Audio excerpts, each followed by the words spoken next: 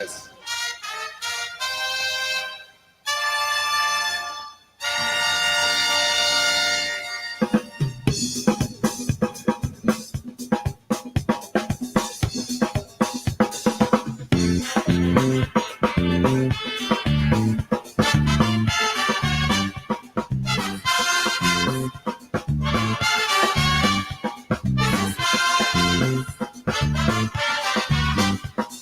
Once upon a time, this country was sweet.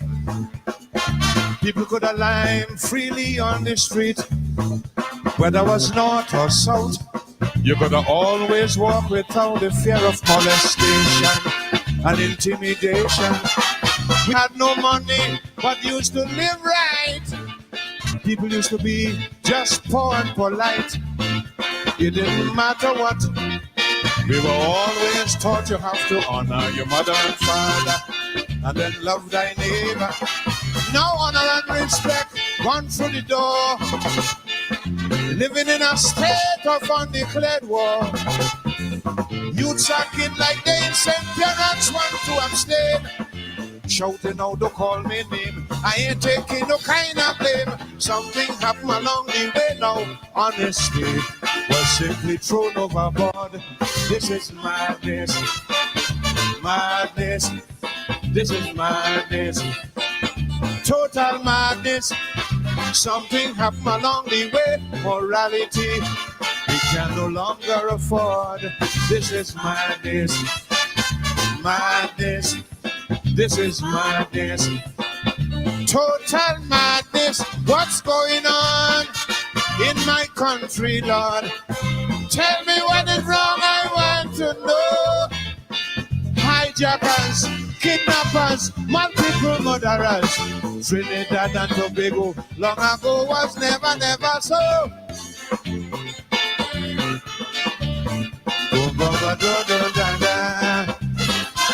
Yo!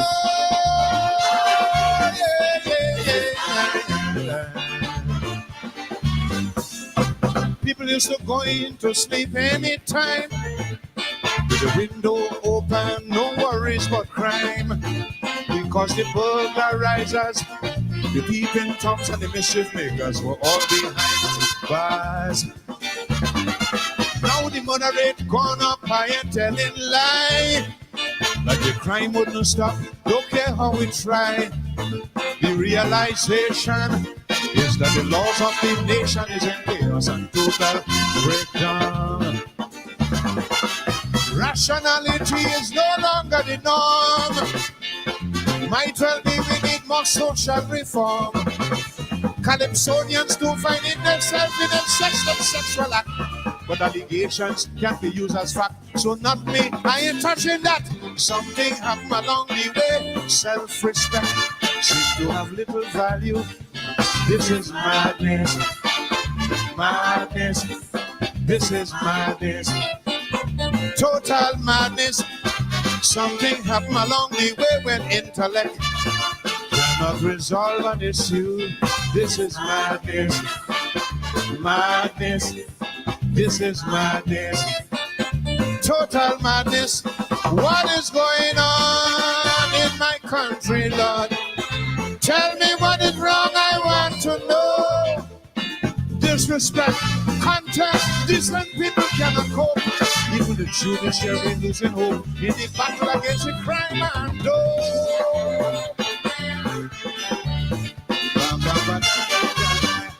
this is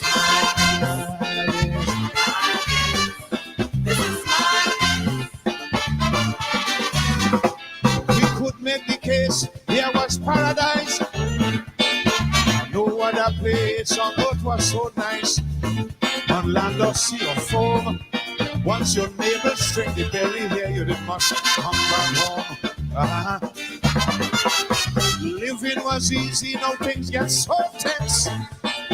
The reason is clearly too much violence. I said the wicked and the evil intimidates and terrorizes the decent people. Oh. But the oil and the other resources still doing well. Carnival, Calypso, steel bands, still weave a spell. But it's heartbreaking when you realize the fear you can't dispel. What was once a paradise nowadays is just a living hell. Something happened along the way. Dignity seems to be sick and forlorn. This is madness. Madness. This is madness. Total madness. Something happened along the way. Integrity is all but over and done. This is madness. Madness. This is madness. Total madness. What is going on in my country, Lord? Tell me what is wrong, I want to know. Why we cast aside intelligence and abandon common sense with unprecedented violence, for which there is little defense. Hey, hey.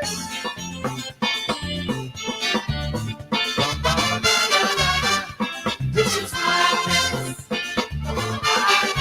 Oh God. The sorrow and the pain revealed in this song. By the things that I'm saying, I wish I was wrong. Because you must admit that they don't make sense. Wash your dirty linen in public. Tell me where to hide it. Mama is a matter of stuff. So take this advice. It's time you wake up and open your eyes. Bring back the good old days. Let the Lord be praised and leave the devil and his wicked evil ways. Oh, the nation's youth must know they mustn't stop trying. Talk the truth to them and cut out the lying. Leaders must be circumspect and guidance must be shown. Youth must use the intellect for a happy future of their own. Something happened along the way, the unrighteous. Now is the rich and famous. This is madness. Madness. This is madness. Total madness. Something happened along the way, your protective force. There's no example to us. This is madness. Madness. This is madness. Total madness. What is going on in my country, Lord? Tell me what is wrong, I want to know. The wickedness is widespread. Babies don't despair. More than rats hot enough head, and the citizenry running scared. Then the ordained cuddles the proud and profane. This is madness. This is madness. This is madness. This is madness.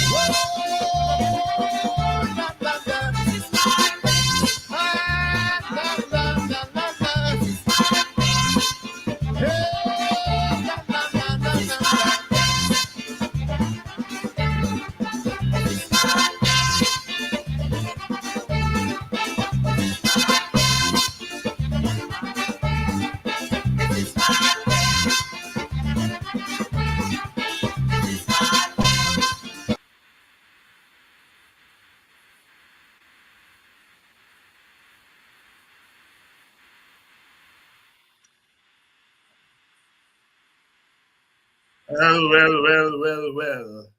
Good evening and welcome to Politics 101. We are introduced tonight by the one and only Slinger Francisco, Dr. Slinger Francisco, the mighty Sparrow. You know, Sparrow said when he was given the sobriquet Sparrow, he said he just didn't want to be a sparrow. He wanted to be a mighty sparrow. The mighty sparrow, this is madness. You might as well have been talking about our Guyana today. Morality gone through the window. People in high places. Murder, violence, rape. This is madness. Something happened along the way. Something happened along the way. Morality has gone astray. As the Calypsonian belts it out for us. Good evening, wherever you're joining us from. GHK Lall here with us tonight to walk us through what we have been witnessing, to walk us through the madness. The madness. This is madness in Guyana. This is madness. Something happened along the way. Some of you will say a lot of things happen along the way. A lot of things happen along the way. This is madness. You name it. And it's happening in our country. In our country, we were once a colony, but we managed to carve out of that colony a nation. We tried through the ills, the challenges, the doom, to build a nation. But something happened along the way that we have gotten to this point. And I continue to say that bad government, bad governance, unaccountable government, unaccountable governance don't fall out of the sky. They don't come from nowhere. It's something that arises out of our process, arises out of our very experience. The madness that we are experiencing is not happenstance. The madness we're experiencing is not magic. The madness we're experiencing is not God's work.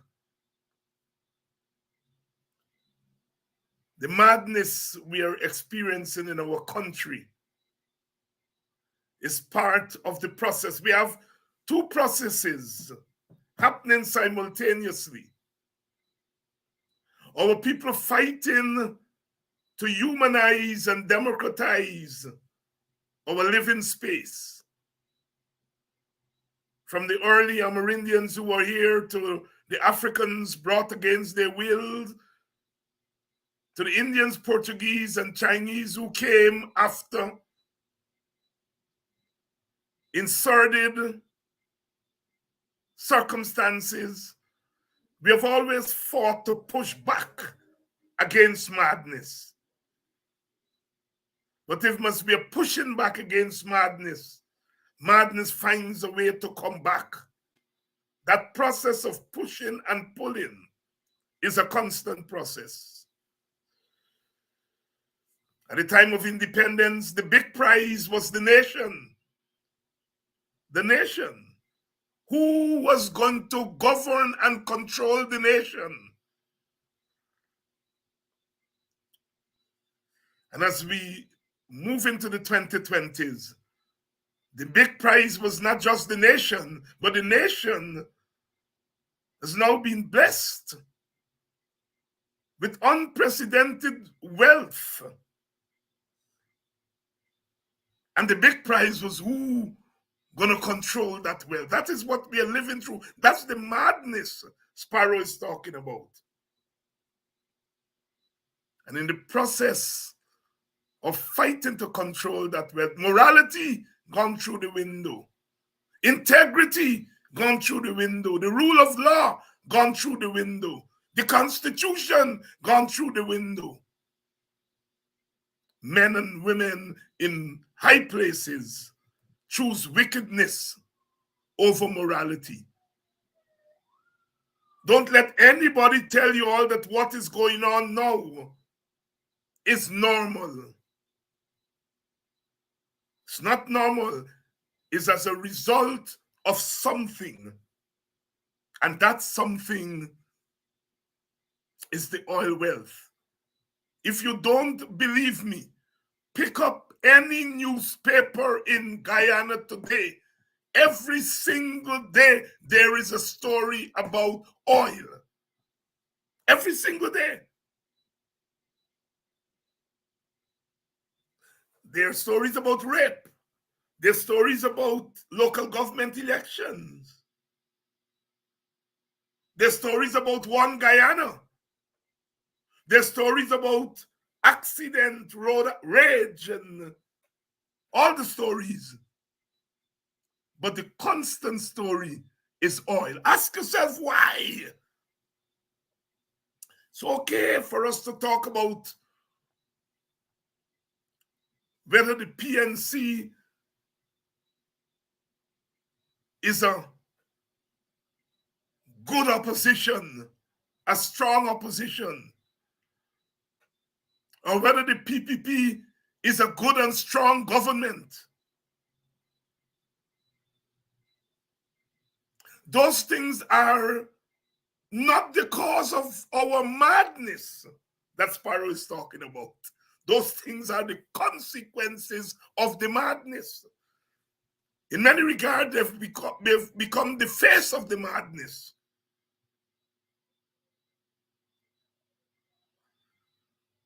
You see what we've resorted to?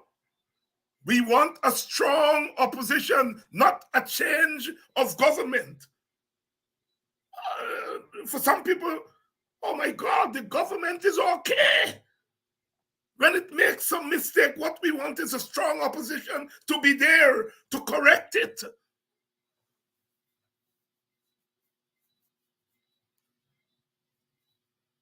Language matters. And GHK is a man of language. And I know it was only a matter of time before he became enemy number one. You open the paper for the last month, the scribes of the madness, all they're talking about is GHK Lall, GHK Lall. And you know, GHK Lall has not been talking about revolution, you know. He has not been talking about picking up guns and going in the hills. He has not been talking like some of us about boots on the ground. He's been talking about the madness that the mighty Sparrow, that was the last time the mighty Sparrow contested for the Calypso Crown in Trinidad and Tobago. I think that was 1993. So it's about 30 years ago, Sparrow sang that Calypso. This is madness. And he might well have been talking about Guyana in 2023. So tonight we're going to be talking about this madness, putting it in context, because you see, consciousness matters. People say, well, you know, too much of talk. We need action. We need action, but we need action informed by consciousness. Last night I said I was proud to be a Guyanese, because the lawyer, the attorney, took a case, and the women went to his home, his lawyer home, and they said, we don't want you to take this case. And he came out, and they had a conversation. And I was so moved by it, because that's my conception of politics. And they said to him, you're not just a lawyer, you are our leader. And we don't want you to take this case. We hear all the legal thing and the legal so and the legal that. But you are not just a lawyer. You are our lawyer and our leader. These are some PNC, many PNC women. Nigel Hughes is not PNC, but I said, look, this is beyond PNC. That's what they say. You are our leader. And we don't want you in this case. Back up. And he listened to them, and they talk in a civil way. That is the politics that I came into in the 1970s as a little 15-year-old boy. That is democracy in action. That is accountability. The leader do something and the people say, Be like how you move. And they talk. And the leader said, I will sleep on it. I'm so proud to be a Guyanese because that's what I'm in politics for. I'm not in politics for position and all those things. I'm in politics so that we can build a society where we can disagree, but that our objective must always be the well-being of the collective. If I say black, it's not because I believe Guyana should be black alone. I think Guyana should be black and brown and everything in between, whatever ethnic name we give to it. The Amerindians who pull me aside and said, thank you, Dr. Hines, for saying what is alleged to have happened to that young woman, happened to her not just as a child, but as an Amerindian child. We can say, Dr. Hines, and that is why I say I am jealous of African dignity, but my jealousy when it comes to African dignity is because I want to protect the dignity of all people. And they say you must start with yours. It's easy for me to understand the racial indignity against Amerindians because my own people feel it. But if you deny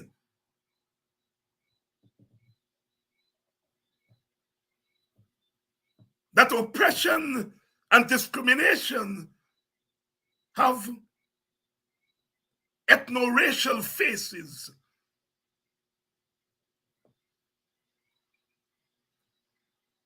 you will not understand the systemic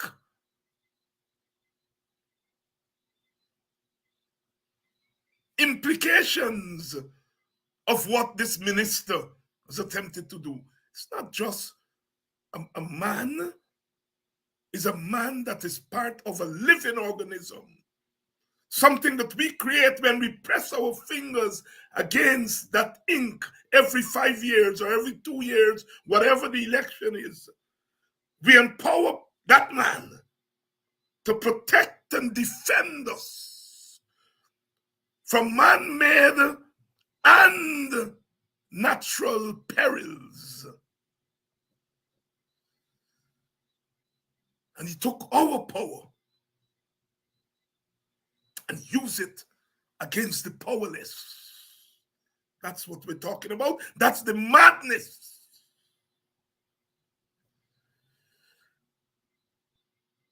Rape is a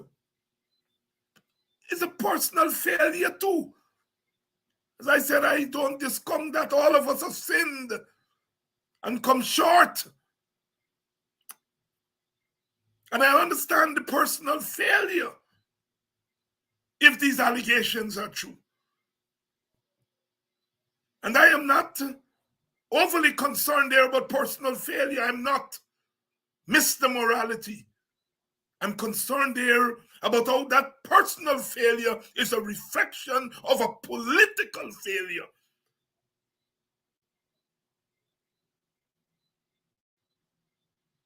Good evening. Welcome to Politics 101. We're not about, as Sparrow said, washing our dirty linen in public. We are here to remove the cover over dirty linen. We are here to say what you are telling us are clean linens are really dirty linens. That's what we're about. At the end of the day, the question we must ask is what it is to be human. This is about our humanity, our collective humanity. Good evening, welcome to Politics 101. The interview tonight is GHK Lall, no stranger to us. Brother GHK, Brother Gabriel, Good evening and welcome to Politics 101 again. It's been a long time. Yes, Thank you. Thank you. And good evening, everyone, wherever you may be. It's good to be back on the program. thank you very much. And you've become a more famous name in the last couple of weeks, as you know, as a political person, as an educator, and as someone who was taught to read newspapers since I was a boy. I try I read the four newspapers religiously every day, and I bump into you all the time. GHK, not only your writings, but those who have arrogated upon themselves to be the owners of the public landscape. They have now discovered that you are standing in their way. But before I get to that, anything that you heard from the Mighty Sparrow? I know that you're a Calypso man. You come from that generation where the Calypso reigns supreme. Anything you heard from the Mighty Sparrow from my introduction that you want to talk about, and then we'll pivot into those who are trying to cast you into the Atlantic. What I heard that you expounded upon pretty explicitly was this madness. And the internet kept going in and out, or we were trying to log in. And clearly, we live in a time of not just madness, but almost impenetrable darkness. So we've got these layers. We've got these layers in the environment that we have to sift through and probe through to find ourselves, and to determine, to discover and then determine what really I am about and how do I make a difference in this society? How do I not be a part of the mob and a part of the crowd? It's hurting us. We're going nowhere. Platitudes aside, propaganda aside, we're not going anywhere. We're not even going around in circles. We're just going at each other. And that is part of the continuing madness. And the worst part about it is that we seem to like it. We seem to thrive on it. And it is as if we do not want to be any different. Well, I want to be different, and I beg to be different. And I will be different by the grace of God. So perhaps that is why you heard and you've been reading about the assaults, the slings and arrows, as Shakespeare would have said of the day, some of them poisoned. It doesn't matter to me at all. I think you used the word famous.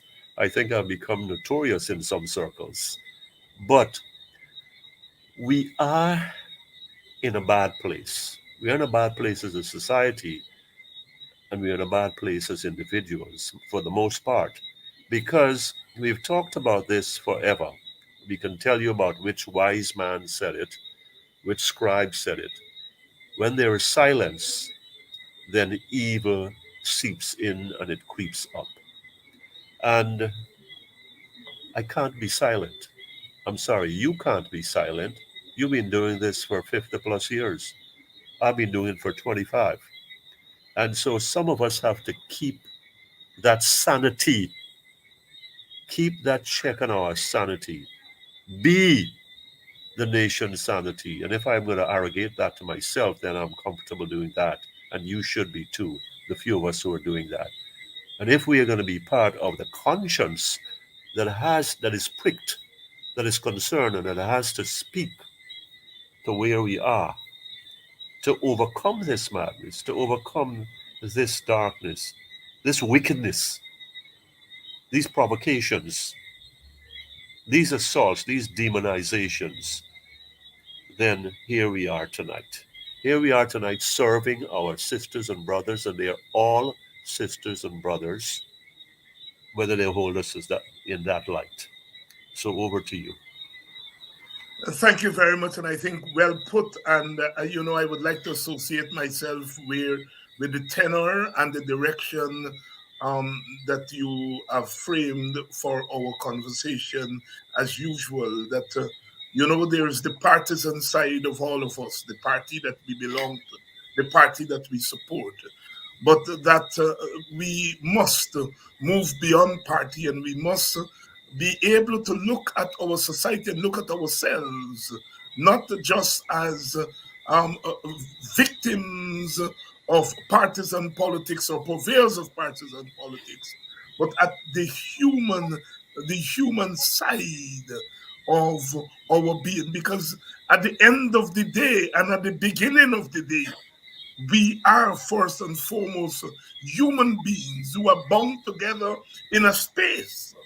And as we seek to tenant this space, we want to do so in a way that promotes our humanity rather than demote it. And let's talk here about the latest piece of madness that is on the lips of all of us, and that is the allegation of rape against a government minister.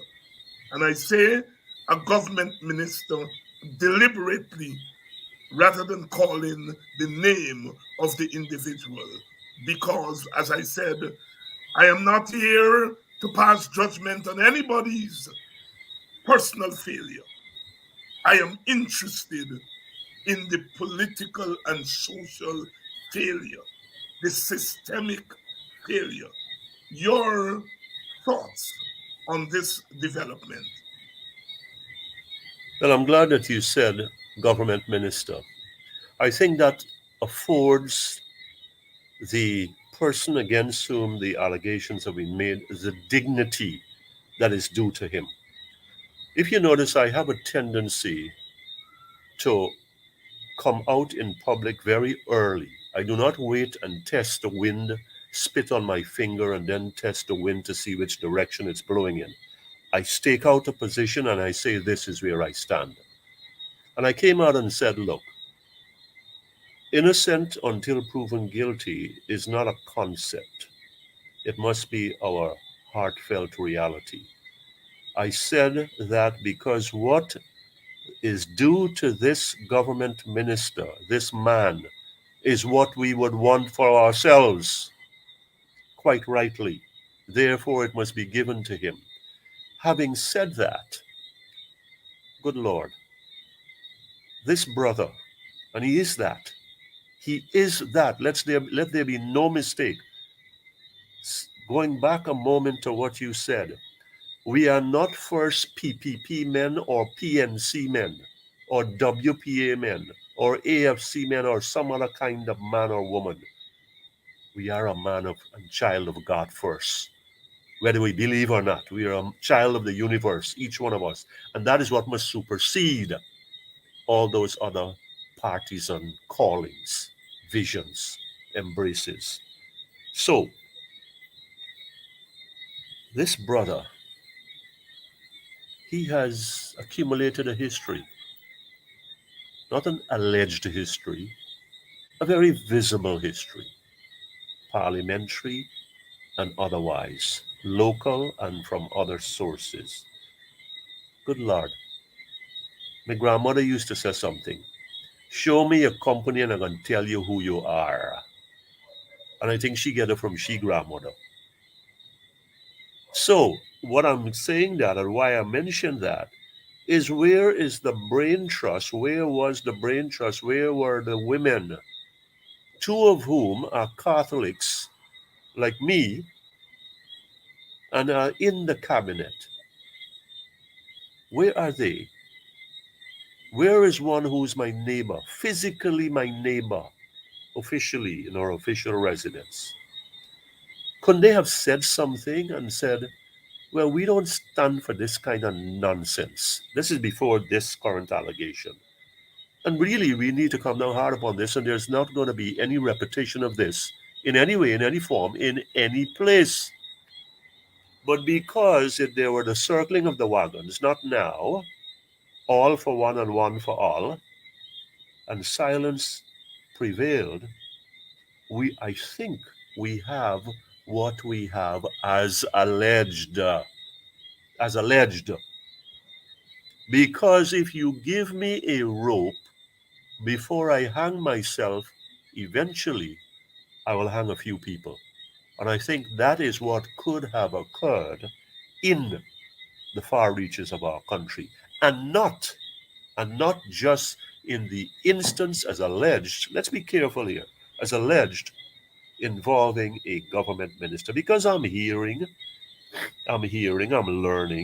about regional officers, senior government officers, and I'm saying, you say it's madness, and I think that is just the first layer of the onion. I think that's just the first sliver in the Venetian blind. So when you make like this, there's a whole set of them, and you're just touching the tip of the tip. This thing has been allowed to fester for too long because in the medieval times we had what was called droit de seigneur, the right of the master. And the right of the master was to the newly married bride on her wedding night. We have a form of that 5-6 centuries later in a modern 21st, 22nd century society. How could this be? How can you tell me that in 3 years of governance, the PNC had its faults too in its 4 or 5 years, how can you tell me that in its 3 years, almost 3 years of governance, that we do not have one instance of failure, of lapse, of a misstep by a minister, by a senior public servant? What has become of us? That all we can do is perpetuate falsehoods. We can perpetuate cover-ups. We can be about what protects our own, even if it means that we have to destroy this society in the process. This is the broader context, the depth of what is going on in terms of what has surfaced in terms of the allegation. Here's the story.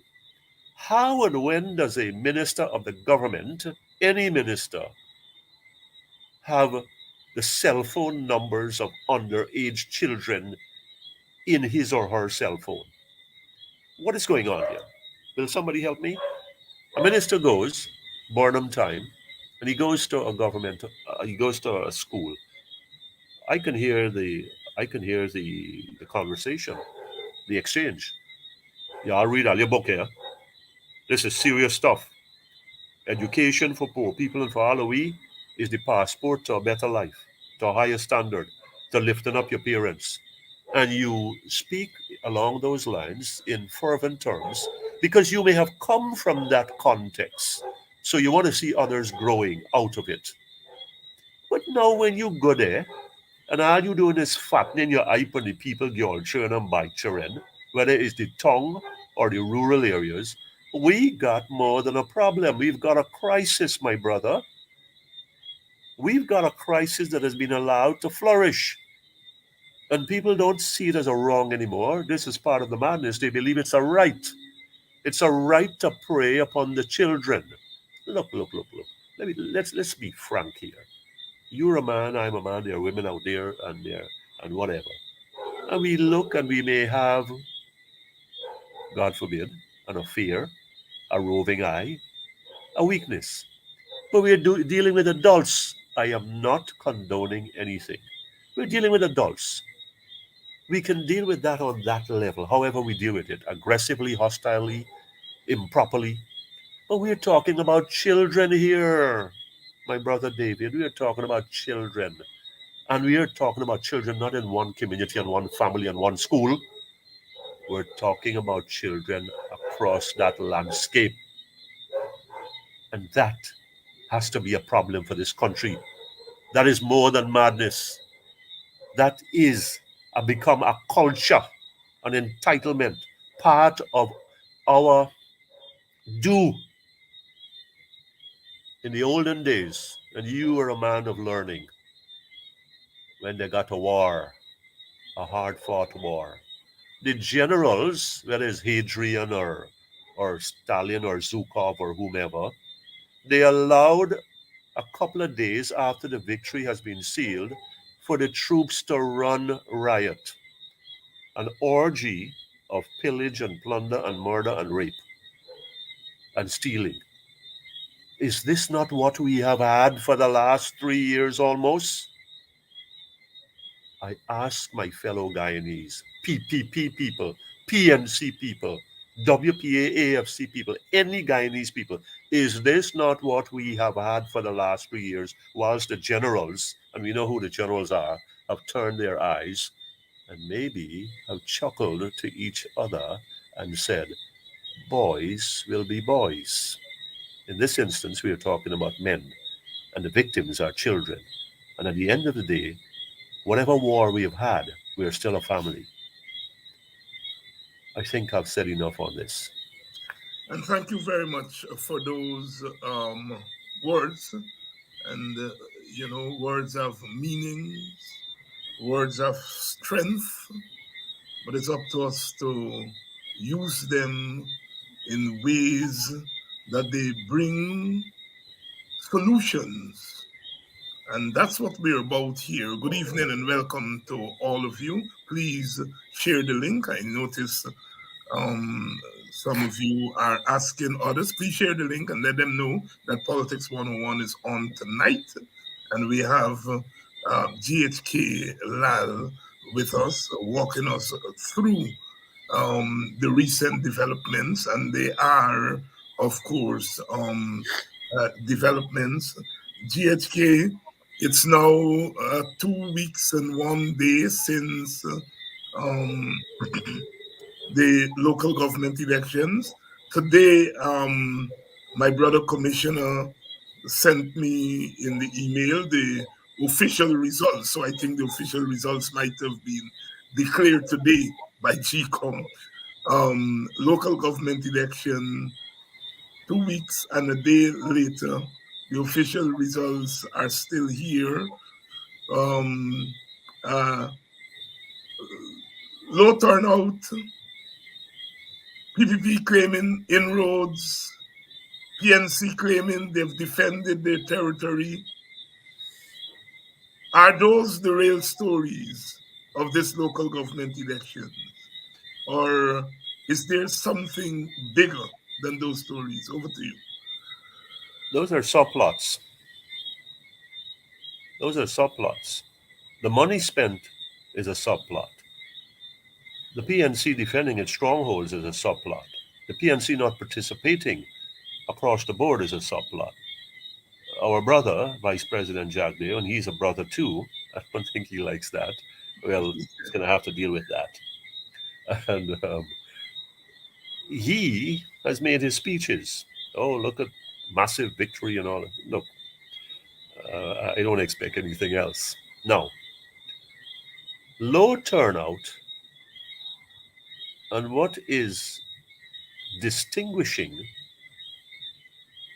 is that largely the vote, as low as it was purely along party lines and racial lines, largely speaking.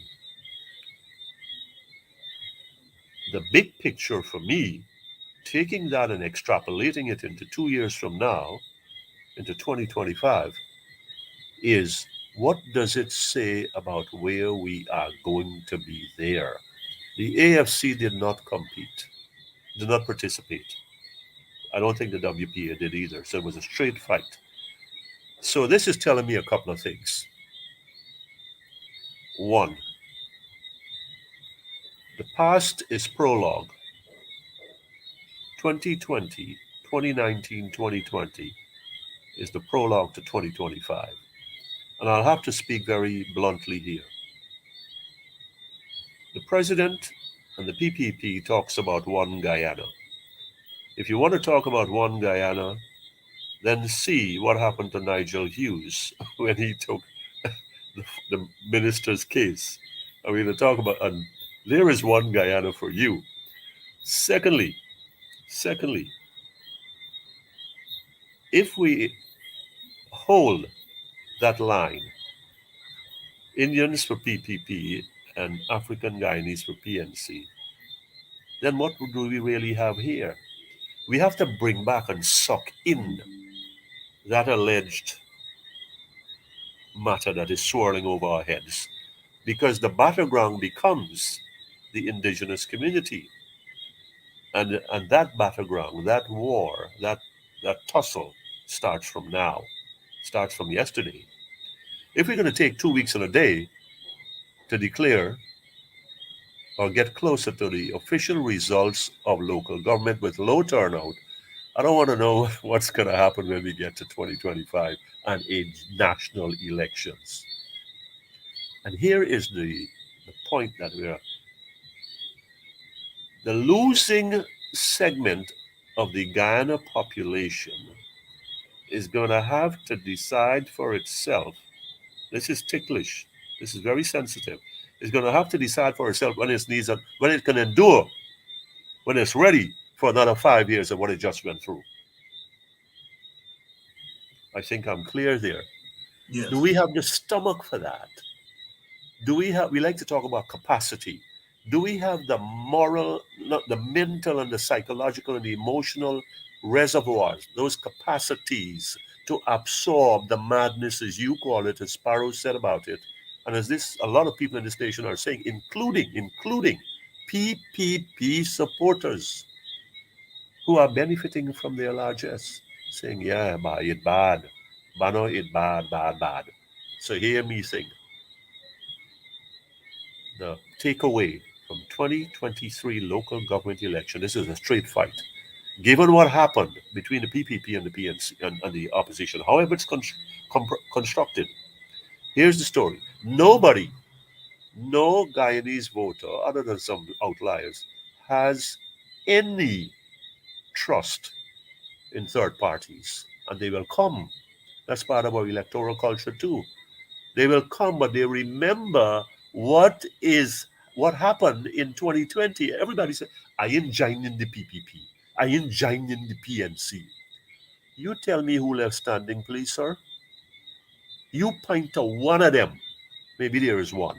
You point to one of them 9 or 10 parties that ain't look out for themselves and left their voters hanging and left all of me with their mouth open. And left me with me mouth open because I know how they can't keep this Bible. Right? Sometimes you got to say this in the local, in our language, so that it registers even more profoundly.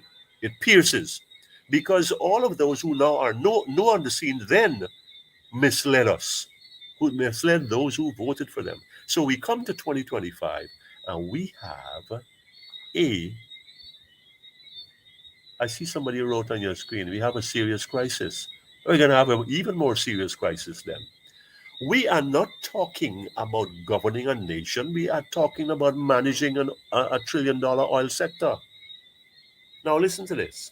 I'm going to bring in something that you should see in the papers tomorrow. In 2016, from information that I have gotten and that I suspected, David Granger was unhappy with this contract. And he was signaling, making sounds behind the scene that this contract has to change. Exxon didn't like it. The Americans didn't like it, and he became a marked man. Come 2018, the government was approached for a CIA base in the Northwest. I thought it was a military base. And he said no. I think Burnham would have played the game a little different. You don't say no right away. We've got to rate in the cabinet. Well, we can deliberate over there now. And so they decided, well, you days numbered. You gone. And the overtures were made. And so now we have Dr. Bharat Jagdeo, our brother, who making sure he didn't make the mistakes that David Granger make. He can do anything to please Exxon and America. He ain't going up against that. If he got to sell himself and if he got to sell each one of we out, including his own people, it will be done. And it is being done. So we come to 2025. We're talking now about more tens of thousands, hundreds of thousands of barrels of oil. And in 2028, midway through that governance period, however that evolves, we're talking 1 million barrels a day. has approached Guyana twice, Saudi Arabia, for us to join OPEC. But we don't want to get in that because of production costs and prices and what it does to other poorer economies, etc. But this conversation is not about oil, it's about what local government brings to us going forward. The primary takeaway, where does it leave this country? It leaves this country polarized. You can only buy so many votes and buy so many people so often. You can only go into so many communities. Before I started this program, I think there is something coming out from David Patterson in the morning. Somebody sent me. You must have seen it. Plaisance. Yes. The president got there and he did his usual palaver. God bless him. And, well, by the way, that's why they know how to deal with me. I ain't cussing the president, not me. Right? I got a different way of dealing with he and all of them. So they could cuss. He got a pre-local government, and now I hear they're knocking out the people that have been there 40 years. Yeah. Now, how do you build one Guyana on that? How do you go from community to community? You're spending 50,000 and give me, forget me on you side because I'm a black man or I'm a PNC man, but you're going to spend $50 million for build a road down there. Eh? So 50,000 versus 50 million is cheap. And the people beginning to see how this thing work. Oh lad, you gotta go to school for this. You gotta go to university for this. This is the real politics. Here, we ain't got to make this thing complicated or sophisticated. If I pay you $50,000 and promise you another 25 and give a job and so on a little contract, I don't have to spend $50 million for build a road or dig the well. So it's a nice trade-off, and I could both put you in front of the camera and holler, one Guyana. You see how much be better doing than the other man? Here the thing. Unless we put our heads together, and Dr. Jagdev is not going to go there. I see Mr. Norton has been making signals to this effect. Put our heads together. What are they going to do? Kill all of we? The Americans going to bomb we all of we? Huh? They're going to pick up their money, their bag and go along home. They pick up their bat and their ball and say we going home. After $50 billion they put out there? No, sir. They ain't going. Not when we use 25% of Exxon oil right now. I'll output daily. No, sir. They ain't going no way. So hear me think. How do we capitalize on this knowing where our society is? How do our leaders show the maturity and the depth of profoundness to say, hey, listen, how we been going no way. It's good for a soundbite. It's good for the camera. It's good for the archives. But you know what? It does nothing for changing the reality in which we live. And that's where I am. That's what I'm concerned about. That's why I write. That's why I come on these programs. I get no value from cussing anybody. I get no joy. I would love to tell the president and the vice president and the opposition, are you doing this thing right? Are you really putting your shoulder to the wheel for the Guyanese people? And by the way, I got for join y'all because if I don't, something is wrong with me. I will be deficient, derelict in my duty. But hear this. When this one guy in the way and the one guy in the way, and we are left in the middle scrambling and pointing at each other, that's to the white man's benefit. And when I say the white man who's a brother too, look at his history. Throughout history, he has gone into the colored societies and run rackets over them. That is what is happening here. And unless we see that, we ain't going nowhere. We ain't going nowhere. So I think we have to take stock. Are we going to continue down? Do we want a repeat of 2019 and 2020? I think this is going to be worse. I think the Americans are very, very uncomfortable with where the PPP government is.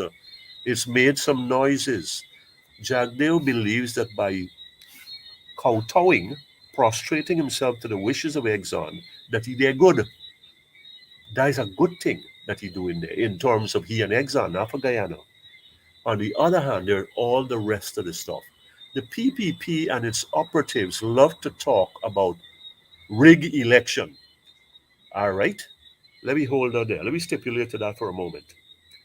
We rig in the budget, we rig in the media, we rig in the police force, we starting to rig the judiciary, we rig in we rig the EPA or watchdog. We are rigging every aspect of the institutional bastions that we have left. And you can tell me the only rigging we got of substance is elections? Look, come on. I ain't so stupid. I may be stupid, but I ain't that dumb. We got to do something about it. And the start with doing that is by putting we heads together. We talk about share government and say, no, you going through the back door. You're a smart man. You looking to bring the PNC. No, this is about the continuity of Guyanese society. This is about the prosperity that leads us to the destiny that belongs to us given that patrimony. GHK Lall, of course, laying it out here. Welcome to all of you. And I notice some of you are making the comments, regime change. I mean, Lal say it out loud and clear. What happened between 2015 and 2020, the 5 months that they're talking about is where all the contradictions were being played out, and that is why the thing set out for 5. No election takes 5 months. So the 5 months was not because of the election, right? They would have us believe.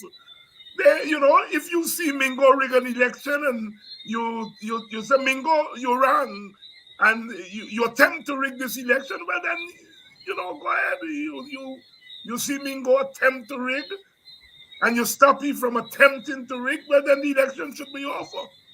But it wasn't over because it was not about Mingo and it was not about election. Those things, of course, as we say, were symptoms of the larger problem. It was the big prize. And I am glad that is sinking in because it gives us a better understanding of where things are. And I know that GHK Lall is not anti-American. I've heard GHK said, I was a citizen of that country. Yet, a man who is trying to, I don't use his name. I saw him say, GHK insult the Americans. So these chaps are not just prostrating before the Americans. They want to make the rest of us anti-Americans so that they can become more pro-Americans. And I have said on this thing, I had my days when I was a young man, and it was a period of anti-imperialism and all that stuff I went through, all of that. The world has moved on. One is recognizing that the United States and China and Russia and the Europeans are looking after their interests as they've always done. And we are saying somewhere in between there must be some space for Guyana's interests. Because all that wealth is being found, or all that wealth was dropped on our doorstep. You mean we ain't gonna get a little something? And I think that is what GHK and others are arguing. This is not about being anti-American and insulting America and all of those things. We are saying that we could coexist. The world has moved past capitalism and communism and all those things. We can't pass that. And we are talking here about how this wealth is going to be distributed. We know that the regime change. We know the Americans took a position. We can say, as Gabriel said, we think Burnham would have played it differently, and the outcomes might have been different for that side of the political aisle. But Granger did what he had to do, and we can question his judgment and how he dealt with it. But the fact of the matter is that it happened. And these people who are in power now are behaving as though some or the other they won some election by a landslide that then gives them the authority to behave the way they behave. And we must become a strong opposition. GHK Lall, anti-American, insulting the outgoing ambassador. Is that true? Well, listen, people will say anything to justify their existence. People will do anything to show that, look, I dip on your side. Yeah. One of the things I learned from my 30 plus years in America is that they appreciate candor, that they teach us as Americans, we don't care how the rest of the world think. By the way, I want to tell you something, all right, but I'm holding it back.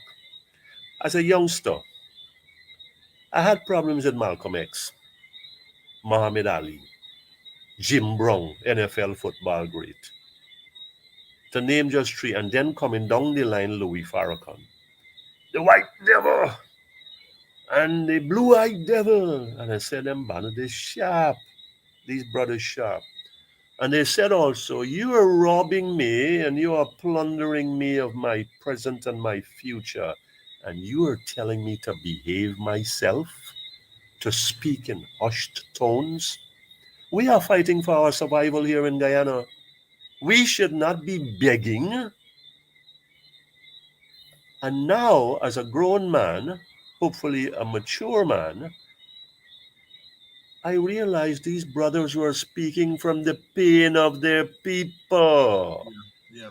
And that is what I'm speaking about. The pain of the Guyanese people, Indian people, black people, Amerindian people, and the people in between. Because given the quantity of wealth we have and the quantity of our population, we should not be in the position that we are economically currently. And don't tell me that I insulted Americans.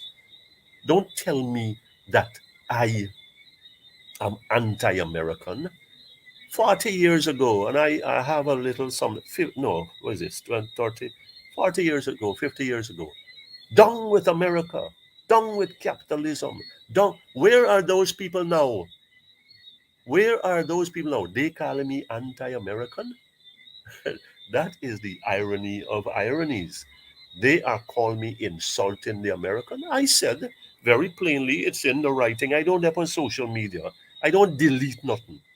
It is in the National Archives and it's for posterity. I can't go back and erase what Starbuck News or Demerara Waves or Kaichor News or Village Voice or the Catholic Standard got. I can't even erase what happened on this program. It's there, it's said, it's done. It's on the record. Here's the story. The American ambassador has done her work well. She has represented the American people and American interests well. Who is representing our Guyanese interests? So she is due kudos for that, and you will see it there. If that is insulting, then I need to go back to school. I need to start all over from Lil ABC. Hear this. I am saying you did well, but here's the story. I gotta look out for me own. I gotta look out for this side of the border and this side of the equation. And because my people, our people are being squeezed, then I got a problem. If I tell Mr. Routledge, you telling me about the best contract ever, 2%, when you hang Venezuela over we head and terrorize we, right? Yes, caveat emptor and all them business and so on. And we're talking about a sophisticated, a sovereign nation, right? Raphael Trotman himself said the other day, sovereignty. And I've said it before. What about the sanctity of sovereignty? You're telling me that the sanctity of this contract neutralizes my government, neutralizes my parliament, neutralizes my president, almost neutralizing or getting ready to neutralize my judiciary and my institutions? God help we. That then what do we have here? Are we a nation? Are we a nation? Or we are yoked to a contract where we can wriggle, and that when somebody like me speak, you say, hey buddy, you are anti-American, you are insulting American. Who is and I don't want to use this word, who is the servant in the house now? I kind of reverse the language there. Who is the man trying for curry favor? Who is brown nosing to justify? You see, a defending you, you know. You see a running interference for you. The Americans don't need that. I'll say this on this program, and I don't think it's necessary for me to say this, but I'll say it. Something happened last week. I went out on the road and I came back. And there was this email and there was this name. And I said, nah, me know the name. When I go to this U.S. mission events, Her Excellency, Ambassador Sarah Ann Lynch and Dr. Kevin Healy, I take it that's her husband, request the pleasure of the company of Mr. Gabriel H.K. Lall at so-and-so event. I never see them in all the years I come back here. Why now? You want to talk to me about how I insult you? I don't think so, my brother. You Right. want to talk to me about my anti? I think they want to pick me brain and say will make me tick. Just for the enlightenment of everybody, I respectfully declined. Right? As I used to tell them for Wall Street, I could buy me own liquor and I'd break bread with people that I appreciate only. Good. Here, this is one colored man. This is one black man. One coolie man. Excuse my language. Who don't feel that he is favored, that he needs that kind of favor, right? You do right by us here. You do right by me. Not me personally. I can be your best friend. And that is what I say to Dr. Jack Dale, Dr. Ali, Mr. Norton, Mr. Anybody. People who got problems with me coming from this program. People got problems with me coming from this program, David. I say here, and this I tell you this before. I say here, I can go there. Like I told Nigel Hughes, people didn't know this. I said, man, I see you representing the man. He said, well, if I turn away a client because of politics, then we gone to a bad place. And you know where I arrive at? I just pray a little bit. I say if the man come to me, that same minister, right? That same minister, and say, could you pray for me, brother? What gonna do? Chase you away? Eh? I can chase you away and denude all these things I'm saying here? No, I got to kneel down with you and pray for you. Right?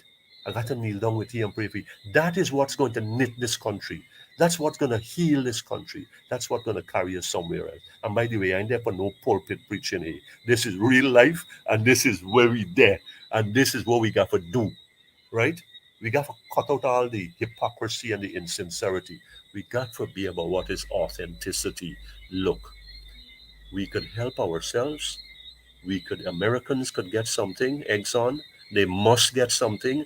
That is never off the table. That was always be on the table. But we must get something that is fair and just also, man. That is all I'm saying. So if that makes me anti-American, then I'm guilty. If you tell me that I insult the Americans, then you don't know the English language. You don't even begin to have some sort of minuscule comprehension of what you're talking about, whoever you are. GHK Lall, yes, yes, you're on to politics 101, and we're about consciousness here, because we feel consciousness is most important. We want to start constructing a different kind of Guyanese consciousness and a Guyanese identity that is grounded in a sense of ourselves as important people, equal to people anywhere in the world. We've come too far. We've come too far to say anything or to strive for anything less than that. Anything less than that. GHK, the more things change, the more things rearrange. They seem to remain the same. The government has come up with this draft legislation. I notice you've weighed in on it. They've given the public a couple of weeks to look at it. Um, uh, the consultation, of course, is bad. And when you do things like that, you're trying to hide something. Am I wrong in coming to that conclusion that the draft legislation No, no, surrounding? Go ahead. you're right. You're on the money. What we have here, if you're going to talk about conscience and consciousness, I think a car is passing on the road. Mhm.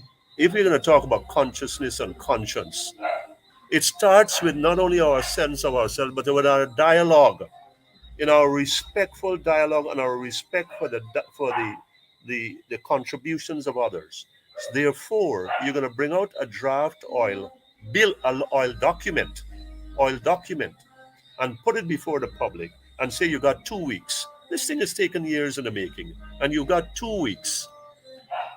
Okay, you've got 2 weeks to say what you've got to say. I think that's degrading. I think that's insulting. The people need at least double that time to go through, to make up their minds, to come to their own conclusions freely and slowly to absorb this thing. They've been hearing things from all over the place.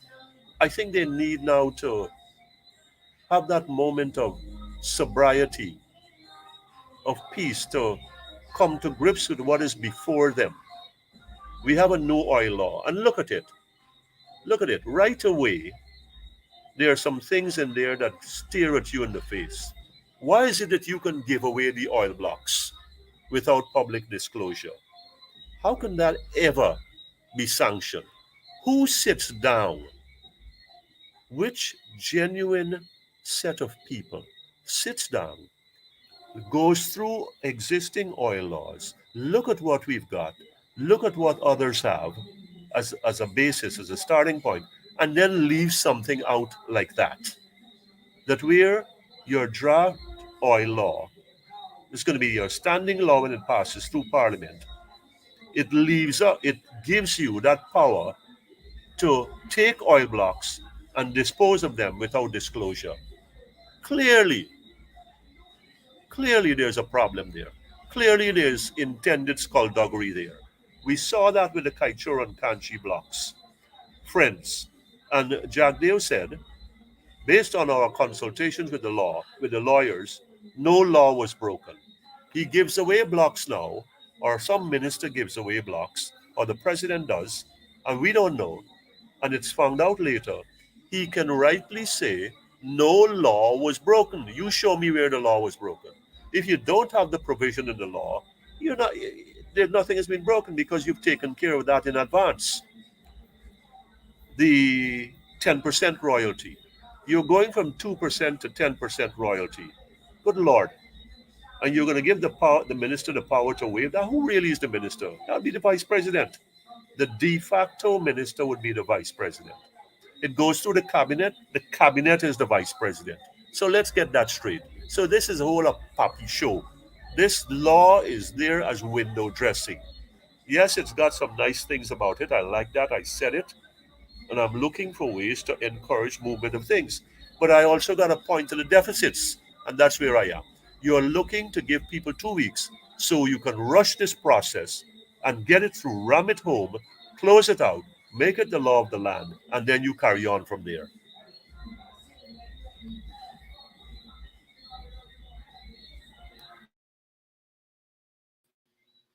GHK Lall. And um, this is madness. That's what we came in with tonight, the Mighty Sparrow. GHK, closing thoughts?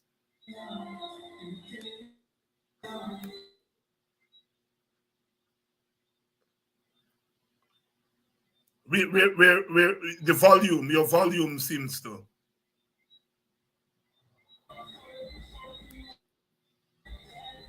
Yes, I'm saying, sorry about that. I'm saying it's good to be back. I wish I could do more of this. There's a good feeling, a good sense to share with our brothers and sisters across the board, no exceptions, across the board. And I mean that. But what I'm saying is that unless individuals, whether they are on the PPP side or the PNC side, are to come face themselves in the mirror and said, we're going to go nowhere if we continue along these lines. Like, for example, I'm anti-American. That's a new one. I am. So next I'm going to be anti-Guyanese. Anti-PPP is easy, right? For them to say. You're anti-president, you're anti-vax. You know, I mean, if that's what we know, if that's the equivalent now of down with America and down with South Vietnam and down with South Korea, I mean, what are we about? Slogans? Are we about catchy phrases? Let's get to the guts of things, folks. Let's get to the guts of things and face one another and say, you have some substance in what you're saying, and I have some substance, and let's, what's it? Thesis, antithesis, synthesis. And then from there, you go on to higher and higher ground. You refine the process. The Japanese call it kaizen. And there are modifications of this all over the place. Let us have the conversation. Let us realize that insanity is ruling us, and let's say we are not going to have it anymore.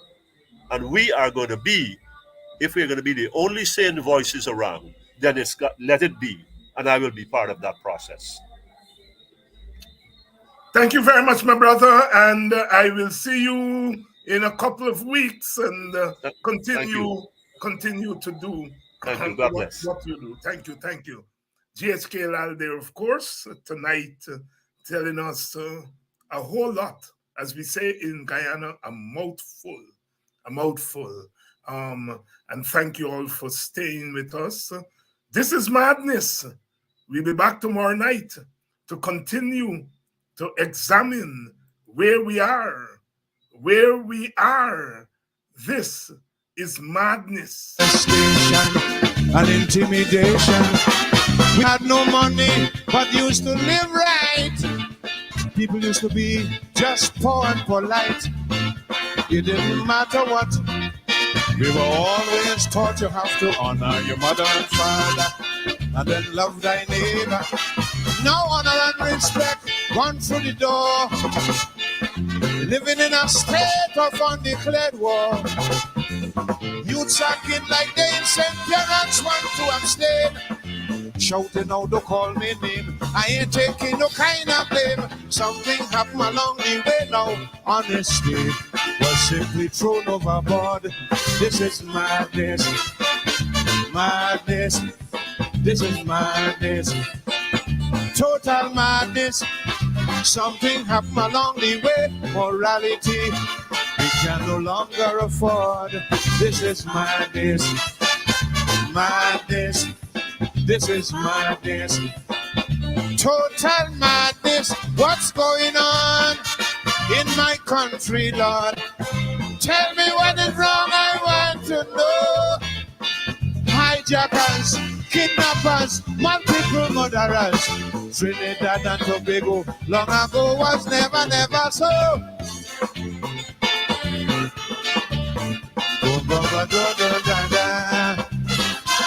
Yo,